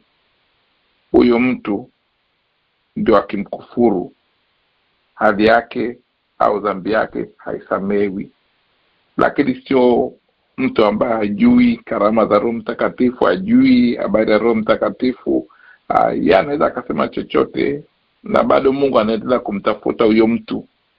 Akimpata akaelewa karama za Roho Mtakatifu, akaelewa Roho Mtakatifu anavyofanya kazi, alafu akakengeuka, ndio hali yake inakuwa mbaya. Ndio maana hata Yesu mwenyewe anatoa tahadhari, anasema msimtie Roho wa Mungu kisirani, kwa sababu yeye sio mpole kama yeye. Kwa hiyo ni pale unapojua. Sasa watu wangapi wanafikia kwenye hiyo level ya kumjua Roho Mtakatifu kwenye hiyo extent? Unaweza kukuta sio wengi. Wengi hawajafikia hiyo level. Wanaendelea kumtafuta, watafikia hiyo level. Lakini ukishafika kwenye hiyo level ya kujua, ya kufunuliwa, ya kuona juu ya karama za Mungu na uwezo wa Mungu, alafu ukageuka, ukaanza kukengeuka, ukaanza kuzipinga zile nguvu za Roho Mtakatifu, ukaanza kusema tu Roho Mtakatifu ni kitu cha ovyo ovyo tu, tena ni fake, hiyo utakuwa mingi mali pabaya sana. Lakini ni kwa yule ambaye tayari anajua, so yule ambaye hajui. Amen. Sana mchungaji katika hilo. Nafikiri tumefika pazuri katika hili swali, lakini lazimika kurudi pale Tulsa, Oklahoma ili kuweza kupata agano. Kama muuliza swali tuko sawa. Kabla hapo kuna mtu nimsikia kiita hapa. Okay, dada Winnie, karibu. Asante. Nilitaka niongezee tu pale, kuna mtu ambaye amesema kwamba je, kama mtu anahubiri alafu mwanzoni unakuwa unasema huyo sidhani kama ni Roho wa Bwana au ni nini, lakini mwishoni akaja akakubali akasema nafikiri huyu ni Roho wa Mungu. Nafikiri hiyo ni sawa, kwa sababu hata katika Biblia Yohana wa kwanza ule chapter ya 4 mstari wa kwanza unasema, wapenzi, msiamini kila roho, bali zijaribuni hizo roho kwamba zimetokana na Mungu, kwa sababu manabii wa uongo wengi wametokea duniani. Kwa hiyo nafikiri ile, kwamba tukisema kwamba kila anaye question, then itakuwa kazi kweli, kwa sababu itabidi tuamini kila kitu ambacho kinasemwa na manabii. Na ni kwa njia gani unaweza ukajua kwamba huyu ni mtu anasema anachokisema kwamba ni kitu cha Roho Mtakatifu? Unatakiwa ujazwe Roho Mtakatifu. Na kwa wale ambao hajajazwa Roho Mtakatifu, ukikubali moyoni kwako, Mungu anakufungua mlango, unafunguka macho na unaweza ukaamini na ukajua kile ambacho kinafundishwa. Ndio maana mtu anakuwa amevuviwa ule nguvu ya Roho Mtakatifu na anakubali kwenda kumpa Bwana Yesu maisha yake. Lakini kabisa tunatakiwa tuzitesti roho, tujue kwamba kile kinachosemwa ni kweli, kinatokana na Mungu ama sio cha Mungu. Kwa hiyo sidhani kama ni vibaya mtu kusema mbona hilo andiko sijawahi kulisikia kulisikia. Leo tunaambiwa tukale majani, anasema Roho Mtakatifu amesema tukale majani, tumekuwa ng'ombe. So sidhani kama hiyo itakuwa shida mtu kama utajiuliza hivyo. Ndio hilo tu nitaka niongezee. Mungu awabariki. Naomba nibaki na wewe, ni sehemu nzuri hapo, na nikiwa nasubiri mtu ajaribishe kufungua kwenye Yohana hapo. Na kwa manufaa ya wote, ni Yohana wa kwanza mstari wa 4. Yohana wa kwanza mlango wa 4 mstari wa kwanza, kama unataka kupita na sisi hapo. Ulivyo present Dr. Winnie, umepresent kama mtu ambaye ana question as opposed to mtu mwenye kebehi, ambapo ndo swali lilipokuwa kwamba mtu ana kebehi fulani. It's okay kusema kwamba hivi inawezekana kweli, na mwingine akasema kwamba hamna hapo. Unaona, wote hawajakubaliana, lakini wewe katika mstari wa kwanza ile Yohana kwanza 4:1 sema, wapenzi, msiamini kila roho. Hata kwanza ilipoanza tu, wapenzi, msiamini kila roho, bali zijaribuni hizo roho kwamba zimetokana na Mungu, kwa sababu manabii uongo ni wengi na wametokea duniani. Hapo nilipoelewa una question, uja kebehi.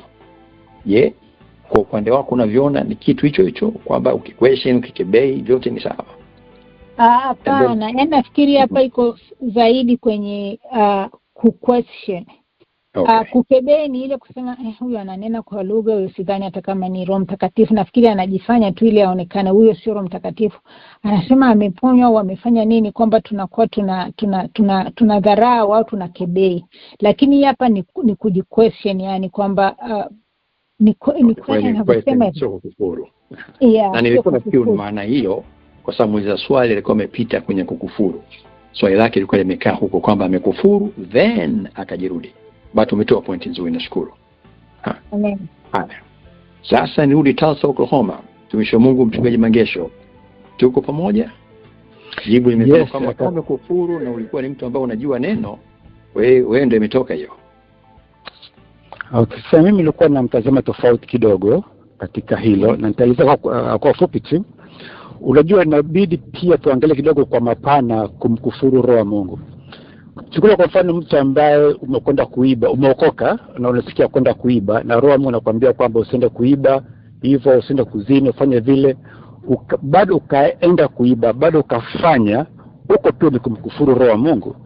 Lakini tunajua kwamba mimi na wewe tukija tukimwomba Mungu atusamehe, atakwenda kutusamehe hata pale ambapo alituonya. Bado tunabanda kuna kitu kinaitwa toba, right? Hata kwa mtu ambaye ameokoka, roho Mungu anamwambia kabisa no, don't do it, unafahamu, na bado unakasirika, unampiga mke wako hivyo, you can still mume wako, you can still come back na Mungu atakusamehe. Sasa basi uko pia ni kumkufuru roho Mungu. Sasa unapokuja katika hiyo ile swali ambalo niuliza mimi kwamba nikafanya kitu hicho kwa kusema kwamba huyo mtu anayetoa mapepo na bado nina roho Mungu, yani nina ile ufunuo, mimi naamini kabisa kwamba bado I can still come kwa Mungu, nimwambie Mungu kweli, Mungu pale nilikufukuru wewe, nilisema kitu ambacho sio kizuri kwako, nilikutamka tena hilo neno, nadhani mnanielewa. Ninaamini kabisa kwamba mimi binafsi kama Mangesho, na again niko tayari kuwa correct in Bible study, ninaamini kwamba Mungu bado anaweza akanisamehe. The fact kwamba nimesikia toba, huyo roho Mungu aliniita kuja kufanya, huyo roho Mungu aliniita kuja kufanya toba. Unaona, kwa bado Mungu anashughulika na mimi, hata kama nilichokisema kwamba huyo anaitoa pepo, anatoa kwa nguvu za giza, huyo sio roho wa Mungu. Lakini nikasikia toba na kupiga magoti. Mtu ambaye roho wa Mungu anashindwa kukutana naye ni yule mtu ambaye amepoteza kabisa hata ile connection na Mungu, kwamba roho wa Mungu amekwisha kumtoka kiasi ambacho yani hata nitumuna kama kukengeuka, yani ni kwamba hata ule mwito hana tena, yani hana tena kitu cha kumsogeza kwa Mungu, unaona. Kwa hiyo the fact kwamba hata kama nilikwenda kunena mabaya juu ya Mungu, lakini nikasikia ndani mwangu toba, huyo ni roho wa Mungu ambaye alikuwa ananiita kurudi kuja kutubu. Kwa hiyo mimi labda ndio mtazamo wangu katika kulijibu hilo swali. Amen. Sana katika hilo, na ndipo utamu nitakuja kwa Damese, ndipo utamu wa Biblia unapokuja, kwa sababu yule dadangu Mwebrania wa DC alipofungua kile kitabu cha Waebrania 4:6, Waebrania 6:4 mpaka 6, nitasoma pale mstari wa 6 kwa sababu discussion. Wakaanguka baada ya hayo, haitawezekana kuwafanya upya tena hata wakatubu, kwa kuwa wamsulubisha mwana wa Mungu kwa mara ya pili kwa nafsi zao, na kumfedhei kwa dhahiri. Kwa dhahiri nafikiri ndio unasema kwa makusudi. Amegoma kule. Dada Messi unasemaje? Karibu. Bwana, mimi nilitaka kusema hapo kwa Mchungaji Mangesho alivyosema kama mwizi anapokwenda kuiba anakuwa amemkufuru Roho Mtakatifu. Mimi siamini kwamba anakuwa amemkufuru Roho Mtakatifu, unakuwa umetenda dhambi. Kwa sababu neno la Mungu linatuambia kwamba unapofanya, Roho wa Mungu anakupa muda kwenda kutubu. Usikubali hiyo dhambi kageuka kuwa mauti, na maana usikae katika hiyo dhambi mpaka hiyo dhambi Roho Mtakatifu akatoka, kwa sababu hapo Roho Mtakatifu anatoka, kwa sababu inakuwa sasa au msikilizi tena. Lakini kumkufuru ni kitu yani ninachotaka kusema kwamba kumkufuru Roho Mtakatifu na kutenda dhambi tuweze kutofautisha, kwa sababu alichosema baba Mchungaji Mangesho ni kwamba unakuwa umetenda dhambi, ndio maana unapewa nafasi, ila unaambiwa isizae mauti. Amen. Kutoka Dallas, ni moja ambayo imekuwa inajaribisha kuingia, lakini inakuwa so sharp kidogo. Pale kwa Potas, line yako inamulika, unaondoka, unaingia, unapomoja. Uko tayari? Karibu. Bwana siwe. Amen. Nakuja, najaribisha kumpa ruhusa kidogo mtumishi ambaye anaona anabonyeza line, anaondoka. Potas. Yes, Bwana Yesu asifiwe. Amen. Karibu, then nitakuja Arusha. Na mimi nataka kujikita hapo kwenye Roho Mtakatifu. Je, kama Mkristo ukifa bila kuwa na Roho Mtakatifu utaenda mbinguni? Kwa sababu ni yeye ndiye anaye tufundisha ile kweli yote. Ina maana hapo utakuwa ile kweli unayo kweli kama Mkristo, kwa sababu umekufa bila Roho Mtakatifu.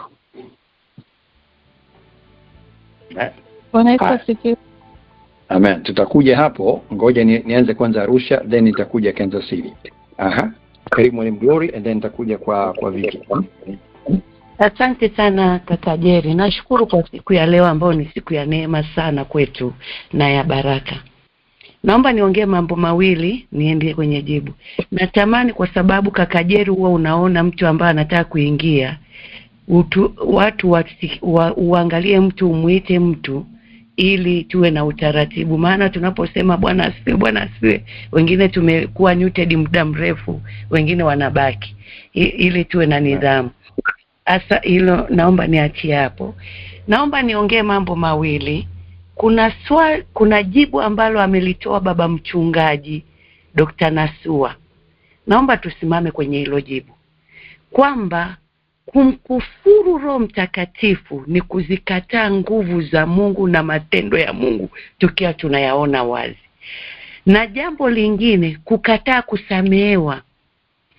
Kama alivyosoma yule dada, ni mtu ambaye unazijua zile nguvu za Mungu na matendo ya Mungu na Roho Mtakatifu uko ndani yako, unakataa.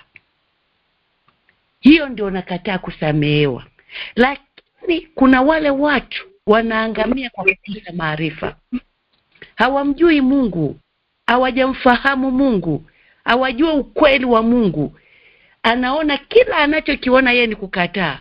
Anakuwa kama Sauli. Sauli alipogeuka tu akamrudia Mungu, alisamehewa na kuwa mtumishi. Ndio maana Anania anapotumwa na Mungu kwenda kumwekea Sauli mikono, anasema hapana, huyo ni mtu mbaya.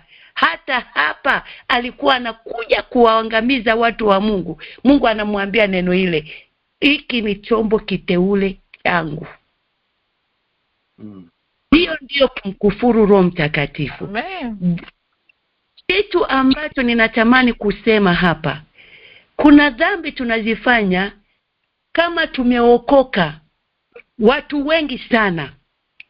Naomba niseme hili, mtu anakuta kabisa ameokoka, anasema uongo, hiyo ni dhambi. Anaiba, hiyo ni dhambi. Anafanya uzinzi, hiyo ni dhambi. Inatibika, inarehemika. Biblia inasema dhambi zenu zijapokuwa nyekundu kama damu, Baba atazisafisha, zitakuwa nyeupe kama theluji. Tutenganishe dhambi na kumkufuru Roho Mtakatifu. Amen. Hicho ndicho nilikuwa natamani kusema. Jibu lililokuwa zuri sana ambalo linatuweka mahali pazuri ni pale aliposema baba mchungaji. Na wapendwa wana wa Mungu, wana wateule wa Mungu, ni ukweli kabisa. Neno alilolisema dada Winnie ndio nilikuwa nataka kulisema, kwamba kuna mambo mengi yametokea duniani. Watu sijui kama huko Marekani wako, lakini huku Tanzania Mungu aturehemu. Kuna vitu vya ajabu, lakini kumbuka anayelitaja jina la Yesu na Roho Mtakatifu, pona in the mighty name of Jesus, be healed. Roho Mtakatifu ninachoma kila uovu, alafu unaona madhihirisho ya Roho Mtakatifu unakataa, hiyo ni kumkufuru Roho Mtakatifu. Lakini ule anayesema kwa jina langu mimi ninasimama, si lazima nitumie hii Biblia imechoka, hapo lazima tutaongea. Mungu tusamee. Asanteni. Asante sana. Amen. Sasa niingie pale Kansas City. Za Victoria alikuwa anamulika. Karibu. Amen. Karibu. Amen. Nilikuwa nataka kujibu pale mwanzoni, lakini nadhani mtumishi Gloria amejibu. But nilikuwa nataka pia anyway amejibu, and I think venye amesema ni ukweli. Hapo tunafaa tumalizie hapo, kwa sababu otherwise tutajiconfuse na tutaingia into the Bible calls it what is the word? The Bible calls it argue, idle arguing. That's what I was going to say. Anyway, wacha nijibu mwenye ameuliza kama umeokoka lakini huna Roho Mtakatifu, kama utaenda mbinguni. At the end of the day, Mungu ndio anajua venye alikuwa amepanga, na Mungu akisema amesema. Sometimes I feel like sisi binadamu tunajaribu kujiweka kwa akili ya Mungu ili tuone ni nini Mungu anaweza kufanya ama Mungu hawezi kufanya. Ametupatia just a little bit of uwezo wake kupitia neno lake, of which alitoa kwa kupitia Yesu Kristo, of which alituachia, which is the Bible. The Bible is just but a fraction of who God is and what his capability is. It is just but a fraction, and it is the only thing that he has allowed us to see of himself as we are right now in our bodies. Of course tukivuka tutaona mengi, lakini as of now yile ametupatia a fraction of who he is.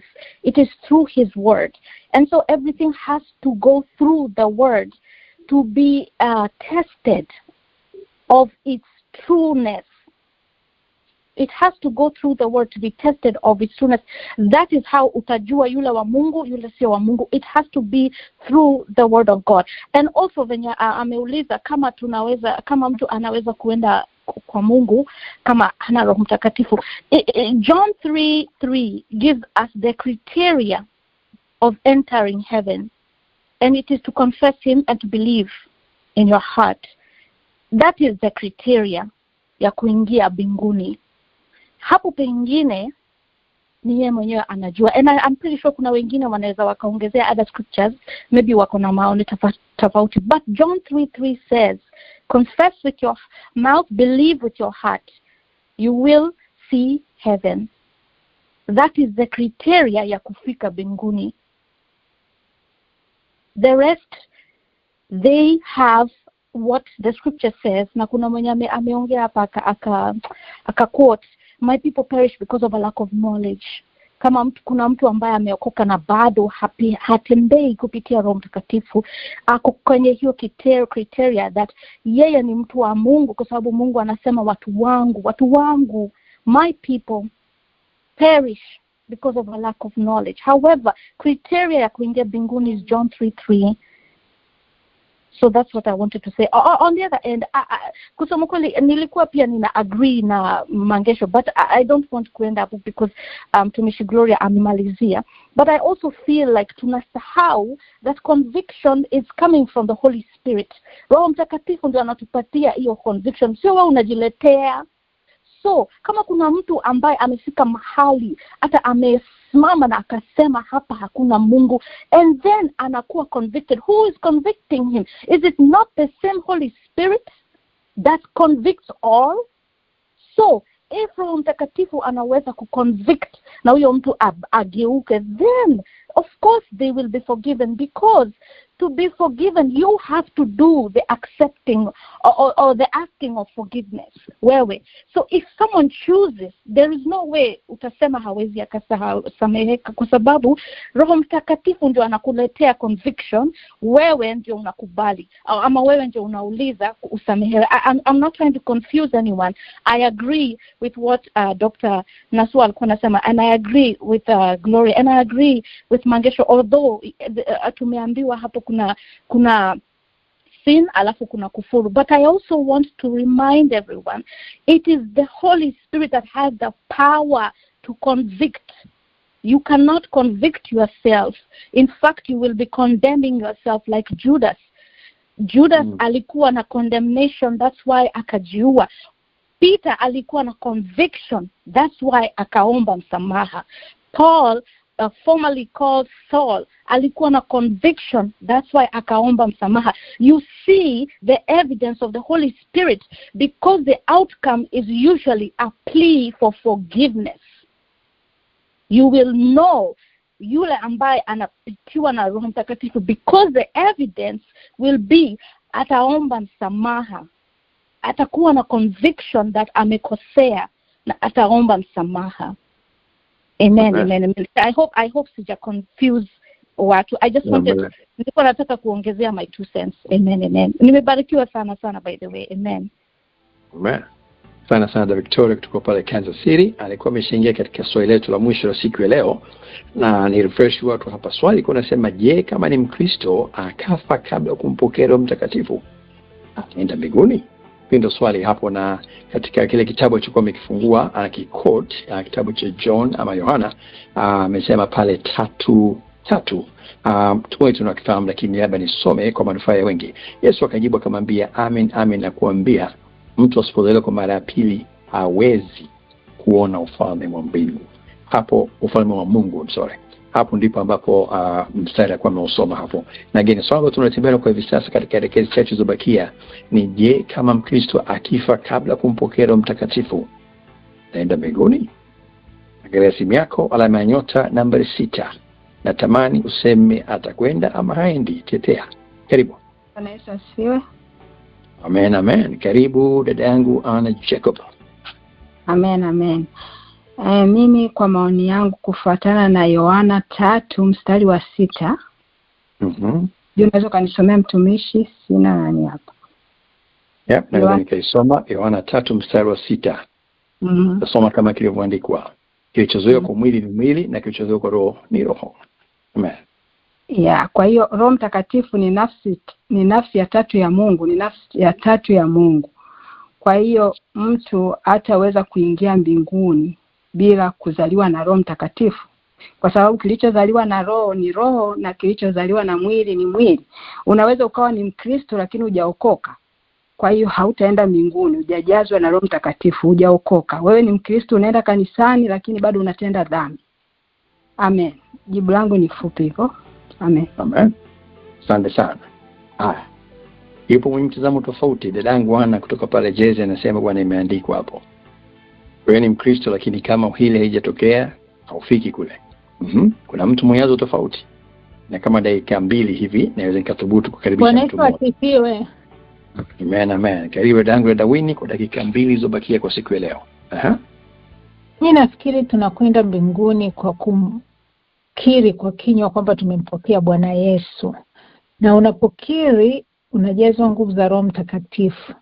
Sasa nafikiri kuna tofauti ambayo tunakuwa tunapata shida kidogo hapa, kwamba kuna mtu anakuwa amejazwa na Roho Mtakatifu lakini zile nguvu zinakuwa labda hazijawa activated. Kwa hiyo labda huoni mtu akiwa ananena kwa lugha, ama huoni akiwa anawekea watu mikono wanapona na nini, lakini ameokoka na Roho Mtakatifu anaye ndani. Lakini labda anaye Roho Mtakatifu ndani na Roho Mtakatifu yuko dormant tu, kakaa ndani, lakini hatendi dhambi, afanye nini, anaenda kanisani, anatoa mafungo ya 10, anafanya kila kitu kinachotakiwa. Sasa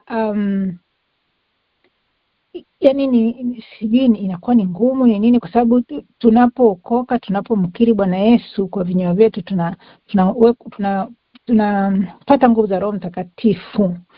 Kwa hiyo yani kusema kwamba huendi mbinguni kwa sababu huna Roho Mtakatifu inakuwa kazi, kwa sababu najua njia yetu ya kwenda mbinguni ni kumpokea Yesu. Bwana asifiwe. Asante sana kwa jibu lako hilo, na kwa sababu ya muda basi ngoja nirudi kwanza Dallas alipo kangu kaka Potters katika swali lako hilo. Vipi, tuko pamoja amala? Kama unazungumza upo katika mute, alama nyota nambari 6. There you are. Karibu. Amen, tuko pamoja. Nimemuelewa msemaji namba 2. Amen. Asante sana. Basi uweze kuamini tumeweza kukamata dakika 90 nzuri kabisa na kutendea haki mwezi wa 6 katika kipindi chetu cha maswali na majibu. Nitarudi baadaye kidogo kuwashukuru wale ambao tumeweza kwa pamoja kwanza mwanzo mpaka mwisho, lakini kwa hivi sasa naomba nimkaribishe mtumishi wa Mungu Reverend Dr. Absalom Nasua, mchungaji kiongozi wa makanisa haya ya Umoja pamoja na chuo chetu kile cha Umoja Bible College. Atatoa nasaha zake, atatuongoza katika declaration yetu ya ministry yetu ya outreach kwa mwezi huu wa 6, and then atairisha kipindi kwa sala jioni. Reverend Nasua. Amen. Kwanza nichukue nafasi hii kulishukuru dawati zima la Bible Study chini ya Priska Mungai Mshana, wewe mwenyewe Jerry, Hilda Biabato Kari, Jimmy Msemo na Alan kwa kazi kubwa na nzuri ambayo mnaifanya. Amen. Amen. Amen. Amen. Jambo la pili, nimshukuru Mungu kwa watu wote kabisa kwa kuuliza maswali na kuchangia kwenye kujibu. Mungu awabariki sana. Amen. Amen. Na jambo la tatu, tutakwenda kwenye declaration. Labda Mwalimu Sofia utongoze kwa sekunde 30 kwenye declaration, alafu nitoe baraka za mwisho. Tafadhali. Tunasimama na waraka wa Korinto wa kwanza sura ile ya 15 mstari wa 57. Tunakumshukuru Mungu kwa ajili ya nchi ya Marekani, state yako na mahali ambapo umepata neema ya kuingia leo madhabahuni. Mshukuru Mungu kwa ajili ya hiyo lendi ambayo imekuunganisha na madhabahu za umoja usiku wa leo. Baba, katika jina la Yesu Kristo, takatifu Mungu mwenye rehema, tunasema katika jina la Yesu Kristo, Baba tunashukuru kwa Bwana, asante kwa neema na neema zako Jehova. Tunakushukuru kwa kuwa ni Mungu mtakatifu kwa kila jambo. Baba, tunasema asante kwa sababu kila tumeona mkono wako ukiwa pamoja nasi. Tunasema asante kwa sababu umetusikia. Unaendelea kushukuru Baba, kwa matendo makuu ambayo hakika asante Baba kwa ajili ya asante kwa ajili ya asante kwa ajili ya wote wanaoishi wote na wote tunaoungana katika maombi haya. Asante Mungu katika jina la Yesu. Amen. Basi Mungu tunayemtumikia kwa nguvu, upendo na uaminifu, yeye ambaye ahadi zake ni kweli na kutupa hatua ya kwenda mbele. Bwana, asante Mungu wetu, asante. Amen. Basi nitoe baraka za mwisho. Mungu tunayemtumikia kwa nguvu, upendo na uaminifu, yeye ambaye ahadi zake ni kweli na amini siku zote, awalinde, awatunze na wafanikishe katika kila tendo jema, katika jina la Mungu Baba na Mwana na Roho Mtakatifu. Amen. Amen. Amen. Amen. Asante sana mchungaji kiongozi makanisa moja Reverend Dr. Absalom Nathua kwa nasaha zako, kwa declaration na kuweza kutuarisha kipindi kwa sala jioni. Dawati achukua nafasi kuwashukuru wote ambao tumeweza kuwa pamoja kwa siku leo. Ikiwa ni kipindi cha 6 hiki cha maswali na majibu kwa maana dakika 90. Kama nilivyosema hapo awali, ni wiki ya 26 kati ya 52 za mwaka huu, siku ya 177 katika 365. Tunamshukuru sana Mungu kwa kuwa pamoja nasi kwa siku leo. Nitaanza kwa kushukuru wale ambao walipata nafasi kushirikiana nasi katika mdahalo wa siku leo. Na kwanza kabisa ilikuwa ni Mwalimu Sofia Luoga pale Florida kwa maswali ama machangizo yake 4 kwa siku ya leo. Mtumishi wa Mungu Mwalimu Glory Show kutoka pale Arusha kwa machangizo 4. Mchungaji Mangesho kwa swali pamoja na michangizo 3. Mama Maro kutoka pale Wichita, Kansas kwa machangizo 3 kwa siku ya leo. Nissan mke wangu kutoka hapa Dallas kwa changizo 1. Mwalimu Olivia Andrew wa Jezi kwa changizo 1. Mtumishi wa Mungu mchungaji Lilian Joseph kutoka pale Houston kwa changizo 1. Mercy Lazaro kutoka pale Connecticut kwa changizo 4 kwa siku leo. Margaret wa DC kwa changizo 1 kwa siku leo. Mchungaji Nasua Reverend Doctor kwa changizo 1 kwa siku leo. Dr. Winnie Washington State machangizo 2. Brother Portes wa hapa Texas kwa changizo 1. Dada yangu Victoria kutoka Kansas City kwa changizo 1. Welcome back. Dada Anna Jacob kutoka Jersey kwa changizo 1, na umeweza kusikia benediction ikisomwa na kubarikiwa kwa siku ya leo na Reverend Dr. Absalom Nasua. Basi kuisha kipindi hiki ni mwendelezo vipindi vingine vinavyojia kwa sana makanisa moja. Kumbuka tutakuwa na kipindi kingine cha kawaida cha Bible Study wiki ijayo. Na kabla sijaondoka, basi ni watambue baadhi ya watumishi ambao nimeona kwa siku ya leo. Wengi umeshawasikia, umemsikia Dr. Nasua, lakini ona line vile mtumishi wa Mungu ama somebody nyumbani kwake pale, mchungaji Festo Mtashobia kutoka pale PA, mwalimu Olivia Andrew na kutambua mchungaji Mangesho. Hawa ni walimu wangu sasa, Sofia Luoga, mama Maro, mama Show kama nilivyosema hapo awali, mchungaji Bupe nimekuona vile vile, na minister Jessica Kataraia wa hapa Dallas. Na kwa niaba ya dawati baba Sila Umoja Bible Study, dada Priska Mugaya Mshana, dada Hilda Biabato Carey, brother Jim Msemo, brother Allen Mfuru, naitwa J Mkonyi. Tutakao tema na Bwana, tukutane tena katika vipindi vyetu vijavyo. Kumbuka basi kuishi kipindi hiki ni mwendelezo wa vipindi vingine vinavyojia kwa ishara makanisa moja. Kwa itakuwa kama kawaida saa 12 asubuhi, na sisi tutakuwa hewani tena wiki ijayo katika kipindi kipya, mwalimu mpya, somo jipya. Tena kubwa sana kusisimua. Tega sikio, tukutane wiki ijayo. Tukiwa tema na Bwana, tukutane tena katika vipindi vyetu vijavyo. Amen. Amen. Amen. Amen. Amen. Amen.